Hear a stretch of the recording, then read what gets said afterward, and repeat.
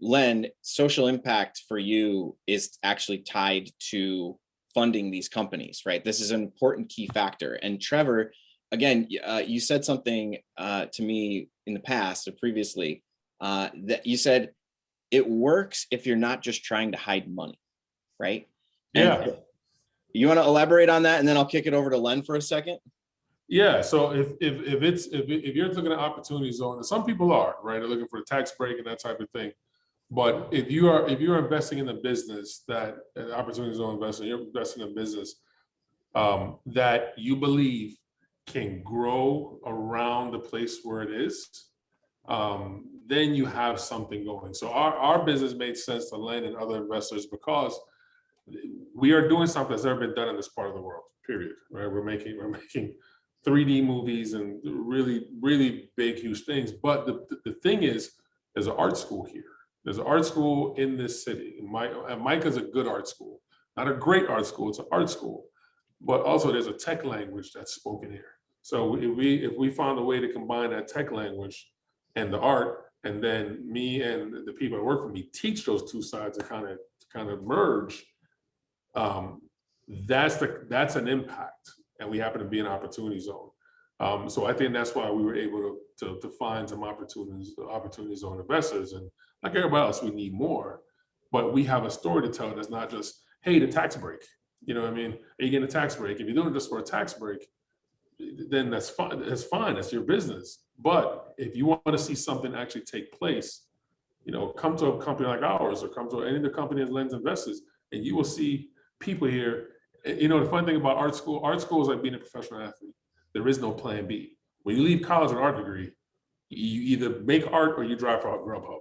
Those are your options, right? So there's something to that to me, and I think we're giving a chance to kids that have never gotten them. I mean, and kids who have rich parents would have never worked at a studio like mine if not for us. So we have an impact. Incredible.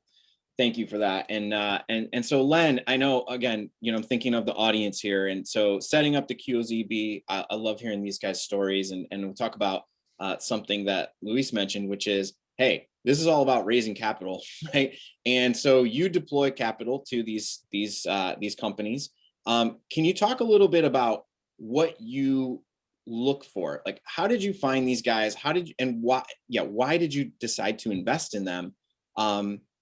And then we can talk a little bit more about the capital stack too, but just curious, like, what was it? How did it happen? Because so other people can kind of reflect, hey, if this is me and I want to raise money, how do I attract a Len? Yeah, so I would say, we're looking for good companies. That goes without saying, I guess that's true for everybody. But I think the unique aspect of the opportunity zone investors is really twofold.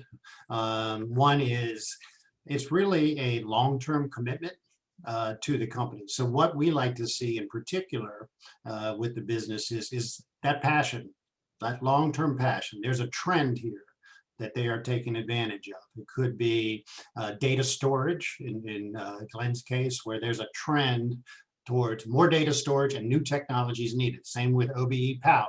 And I can say pretty much the same thing with all the companies is there's something here that is a long-term proposition. My advice, and on the impact side, we make it very clear with our investors, it's in our fund materials, that not only are we looking for returns, we are looking for impact. And we actually make all the companies take a quiz, a bit of a quiz, and they all did it. And the quiz is about, what are you doing in the community? Who are you talking to? What kind of outreach do you have within the community, particularly around training, workforce training, and students and high schools and colleges? Everyone's a little different on that. But they all, I would say, as a common denominator, they all have some theme like that. So that's quite important to us as an investor, because we do take the impact very seriously. And that's part of the DNA of the fund, honestly, because that's what we're looking to do. You asked about how I met them. It's a variety. I mean, it's a network. It's a complex system, I would say. I can tell a story differently about each one, but it basically comes down to meeting lots of people, talking to lots of people.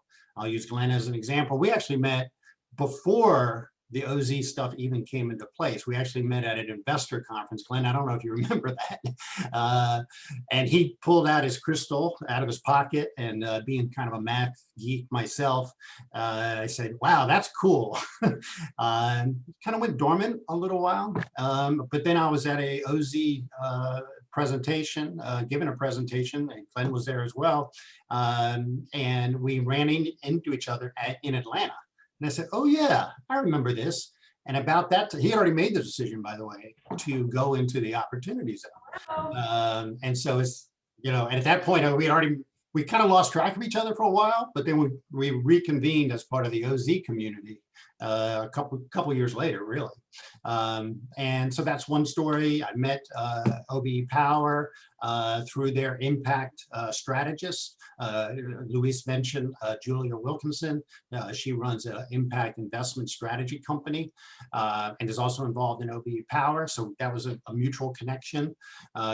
Trevor's case, we actually met through another Opportunity Zone fund that was more real estate focused rather than opportunity zone business, rather than operating business focused. That fund is actually fairly well known, Blueprint Local, and they're active in Baltimore and other places. And they said, well, this looks pretty cool. You should take a look at them. It doesn't really fit our mandate with respect to what we're trying to do in our fund. However, you might be interested. That's part of the OZ community, I would say. That's how that one came about. So it's a variety of different sources.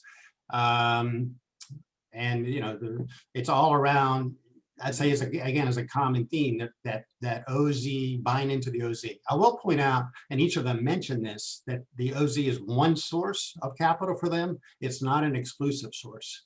It is, if it's on your plate as an option, that's a good thing.